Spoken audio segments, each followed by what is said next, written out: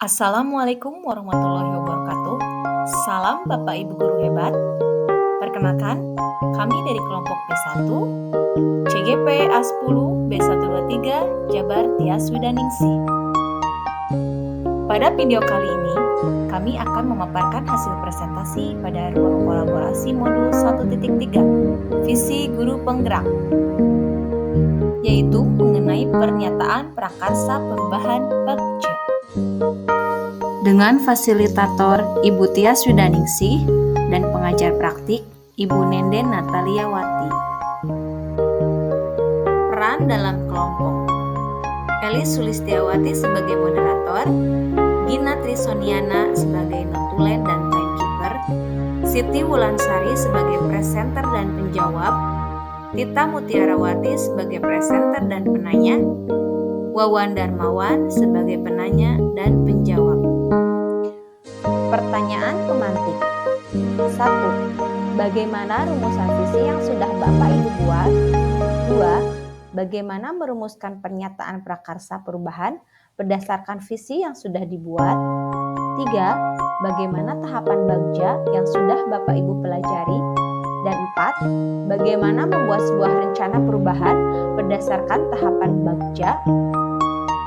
Berikut adalah visi bersama kelompok kami, yaitu mewujudkan peserta didik yang bertakwa kepada Tuhan Yang Maha Esa dan merdeka. Merdeka di sini merupakan sebuah akronim yang terdiri dari mandiri, edukatif, reflektif, demokratis, empati, kuat, dan adaptif. Pernyataan prakarsa perubahan yang telah kami buat yaitu mewujudkan kemandirian peserta didik melalui pembelajaran kolaboratif terbimbing. Berikut adalah tahapan bagja. B. Buat pertanyaan utama atau define, yaitu untuk menentukan arah penyelidikan. A. Ambil pelajaran atau discover, yaitu kenali kekuatan lewat penyelidikan. G. Gali mimpi atau dream, yaitu untuk menyusun narasi kolektif. J.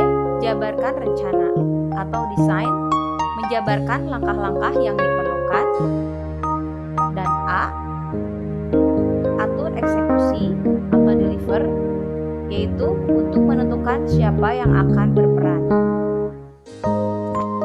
Berikut adalah tahapan bagja yang telah kami buat dengan prakarsa perubahan, mewujudkan kemandirian peserta didik melalui pembelajaran kolaboratif terbimbing. Pada tahap buat pertanyaan utama dibuat untuk menentukan arah penyelidikan kekuatan, aset, potensi, peluang, mendefinisikan tujuan, memprovokasi atau menginisiasi perubahan atau prakarsa. Biasanya hanya 1 atau 2 saja. Secara redaksional menyertakan dengan prakarsa perubahan yang telah ditulis. Contoh pertanyaannya adalah, apa yang harus saya lakukan untuk mewujudkan kemandirian peserta didik melalui pembelajaran kolaboratif terbimbing? Adapun tindakan penyelidikannya adalah 1. Berkomunikasi dengan kepala sekolah dan rekan sejawat. Yang kedua, mencari referensi tentang kemandirian peserta didik dan pembelajaran kolaboratif yang terbimbing. Tahap ambil pelajaran. Pertanyaan di tahap ini adalah pertanyaan-pertanyaan lanjutan untuk mengenali kekuatan, aset, potensi, peluang lewat kegiatan penyelidikan, mengidentifikasi atau mengapresiasi yang terbaik dari apa yang telah ada, menemukan inti positif. Tiap pertanyaan dibuat dengan hati-hati dan bernada positif. Contoh pertanyaannya adalah, siapakah di sekolah atau lainnya yang mempunyai pengalaman melakukan pembelajaran kolaboratif terbimbing untuk mewujudkan kemandirian peserta didik? Aktivitas apa saja yang membuat peserta didik senang, tertarik ketika berkolaborasi? Situasi apa yang dapat kita ciptakan dalam pembelajaran kolaboratif terbimbing untuk mewujudkan kemandirian peserta didik? Keterampilan apa yang sudah dimiliki dan membantu dalam melakukan pembelajaran kolaboratif terbimbing untuk mewujudkan kemandirian peserta didik? Daftar tindakan atau penyelidikannya adalah: yang pertama, mencari contoh nyata bagaimana pembelajaran kolaboratif terbimbing untuk mewujudkan kemandirian peserta didik. Yang kedua yaitu mewawancara atau survei pengalaman atau pendapat guru, kepala sekolah, pembimbing sekolah, murid, dan orang tua. Tahap gali mimpi. Diharapkan jawaban dari pertanyaan-pertanyaan pada tahap ini dapat digunakan untuk menyusun narasi kolektif bila mana prakarsa perubahan telah terwujud, membuat bayangan dan gambaran masa depan yang membumi karena digali dari masa lalu yang positif.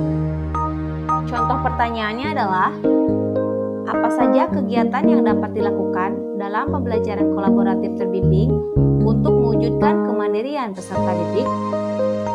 Bagaimana perasaan saya dengan adanya pembelajaran kolaboratif terbimbing untuk mewujudkan kemandirian peserta didik? Apa yang penting dilakukan agar pembelajaran kolaboratif terbimbing dalam mewujudkan kemandirian peserta didik dapat terlaksana? Adapun daftar tindakan atau penyelidikannya adalah: pertama, menanyakan pendapat dan harapan setiap peserta didik. Yang kedua, membuat desain perencanaan pembelajaran kolaboratif terbimbing untuk mewujudkan kemandirian peserta didik. Tahap jabarkan rencana. Pertanyaan di tahap ini diharapkan dapat membantu mengidentifikasi tindakan konkret atau menjabarkan langkah-langkah yang diperlukan, baik langkah kecil sederhana yang dapat dilakukan segera, atau langkah berani atau terobosan yang akan memudahkan keseluruhan proses pencapaian. Adapun contoh pertanyaannya adalah: apa langkah-langkah untuk melakukan pembelajaran kolaboratif terbimbing untuk mewujudkan kemandirian peserta didik? Berapa lama target untuk mewujudkan kemandirian peserta didik melalui pembelajaran kolaboratif terbimbing? Bagaimana desain perencanaan pembelajaran kolaboratif terbimbing untuk mewujudkan kemandirian peserta didik? Apa hal pertama yang dapat dilakukan agar kemandirian peserta didik dapat terwujud melalui pembelajaran kolaboratif terbimbing? Tindakan atau penyelidikannya adalah: membuat capaian yang realistis untuk setiap minggunya, lalu menyusun dan melaksanakan langkah-langkah desain perencanaan pembelajaran yang diharapkan,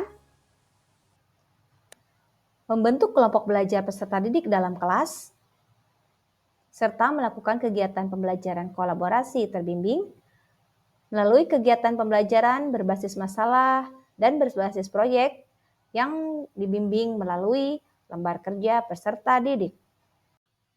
Tahap atur eksekusi.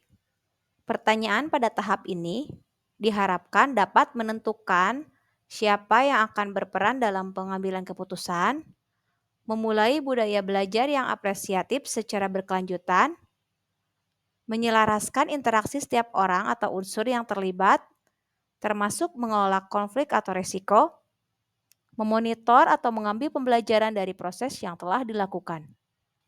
Adapun contoh pertanyaannya adalah: siapa saja yang akan saya libatkan dalam mewujudkan rencana ini?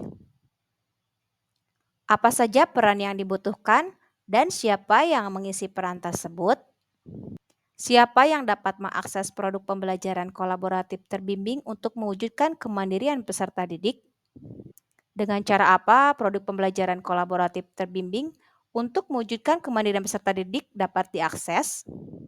Daftar tindakan atau penyelidikan, yaitu murid, orang tua, kepala sekolah, guru, unsur masyarakat, dan pemangku kepentingan. Lalu menentukan tim kolaborasi dalam rangka terus berbagi dan berinovasi.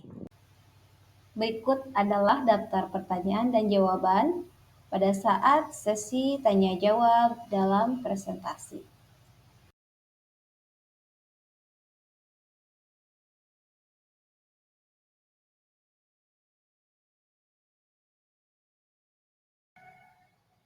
Sekian pemaparan dari kelompok kami. Terima kasih. Salam guru penggerak, tergerak, bergerak, menggerakkan.